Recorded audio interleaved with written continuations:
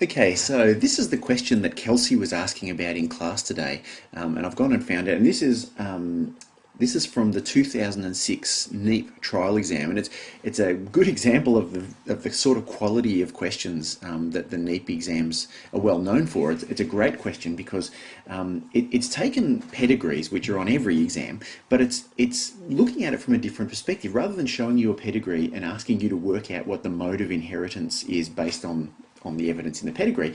This one's telling you what the mode of inheritance is, and then it's asking you to, and then the situation's a little bit unusual, and it's asking you to think, and so it's great because it's testing your ability to apply what you know about pedigrees rather than just following a pattern, which I think is great. So notice up here it tells you that syndactyly is a rare genetic condition inherited as an autosomal dominant trait. So they're telling you that it's autosomal dominant. You don't have to work out that it's autosomal dominant. But they say unusually, however, a person who has the defective allele responsible for syndactyly, and notice here that they're giving you an allele symbol. So we're going to use their allele symbols. We're not going to make up our own, and we're not going to use S for syndactyly. We're going to use N because that's what they've given us. But a person, so unusually, a person who has that defective allele does not always show the trait. Does not always show the trait. So that's unusual because normally if you have one allele for a dominant trait, it is expressed in your phenotype. But there are some people where that doesn't happen in this case. And then they give us an example of a pedigree, and it's a multiple choice question. It says, there was no history of syndactyly in the ancestors of individuals 1-1, 2-1, and 2-6. Assuming that there were no new mutations, it's reasonable to conclude what? And firstly, I'd like to just point out, we're saying it's reasonable. So we're asked what here is reasonable, not necessarily can we prove it, but just is it reasonable? Now, first of all, they've told us there was no history of syndactyly in the ancestors of individuals 1-1, 2-1, and 2-6. So here's 1-1 here, obviously doesn't have syndactyly. So we can assume that her genotype is little n. We can assume that because there's no history of syndactyly in her family. And because syndactyly is a dominant trait, even though it doesn't show up in everybody who has the allele for it, nevertheless, if it's a dominant trait and there's nobody in the family who's ever had syndactyly, we can assume that she's homozygous for the recessive, the normal allele.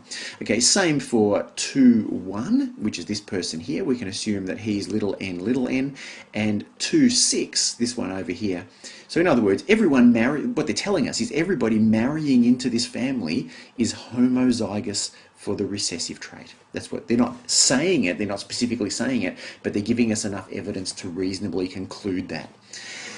All right, then it goes on and we have our four choices. So let's work these through. So individual 2-5 has the genotype little n. So 2-5 is this person here. That's 2-5. Does this person have the genotype little n, we're saying? Well, look, because their child here has syndactyly, the child must have a big N and probably a little n. Well, it must be a little n because this child's father only has little n. So the father must have given this child a little n. So they have a little n, but they've got syndactyly, so they've definitely got a big N, which must have come from mum. So mum's genotype must be big N, probably big N, little n, but she must certainly have it must be little n because of her mum. So she must have a big N in order to pass it on to the kid. So this person here is one of those people who has the allele for syndactyly, but doesn't actually have syndactyly that they're talking about up here. This unusually, a person who has the defective allele responsible does not always show the trait. This is one of those. So individual 2-5 has the genotype little n. That is not true. We know it's not true. We can put a cross beside that. What about the second one? Individual 2-4 and 2-5 may have the same genotype. So here's 2-4. Sorry, that's not it. 2-4 and 2-5 we've just worked out. Well, 2-4, of course, must have got a little n from her mum, and dad has the genotype big N something. So there's a 50% chance, in fact, that this man could have given the big N to her. Now, it's possible that she could be big N, little n, and be another one of these people who has the allele for syndactyly but doesn't show it. It's also possible that she got a little n from dad, and she's little n, little n. We just can't really know, but it is reasonable, isn't it, to say that these two may, because it just says that they may have the same genotype. It's reasonable to conclude that they may have the same genotype. So we could put a tick beside that one. It seems reasonable. Okay, what about the next one? Individual 2-1, that's this guy here. Individual 2-1 has the genotype big N, little n. Well, no, we've decided that the genotype here must be little n, because there's no history of syndactyly in his family. So we're going to say that that's not a reasonable suggestion based on what they've told us. And finally, individuals 3-2 and 3-5, so that's 3-2 this one and 3-5 this one, may have different genotypes. Well, we've worked out what the genotype of this one must be already.